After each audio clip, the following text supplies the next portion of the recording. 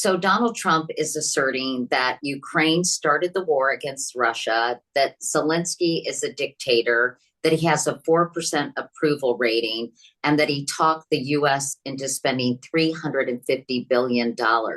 When you heard that, Mike, what was your reaction? Was it surprising, or considering the run up to these negotiations, not all that surprising after all? Honestly, my first reaction was embarrassment as an American, as a US citizen, that our president, at one time, the president of the United States was also the leader of the free world, which would say such things that are just empirically false.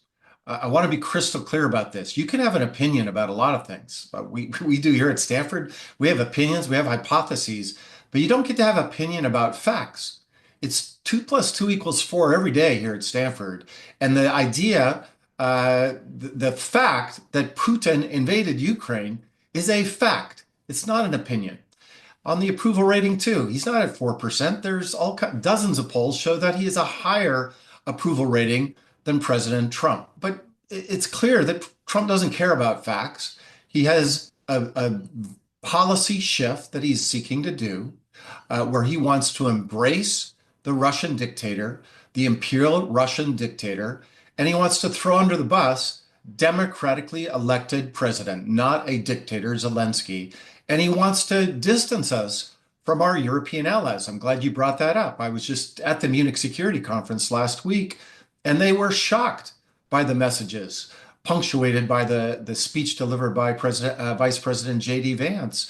This is a monumental shift in American foreign policy. I cannot remember anything even that approximates this, where we went from being the leader of the free world with our democratic allies in NATO and other parts of the world, to now President Trump, at least personally, wants to shift to put us on the side of the autocrats. So the world is divided between autocrats and Democrats. We used to be on the sides of the Democrats. He wants to move us to the side of the autocrats.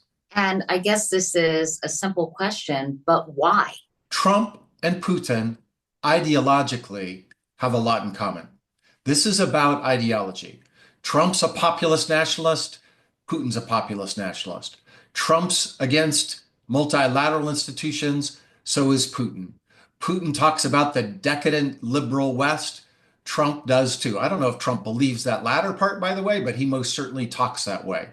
And their deputies and their people, the MAGA world, they think and talk and interact with people around Putin.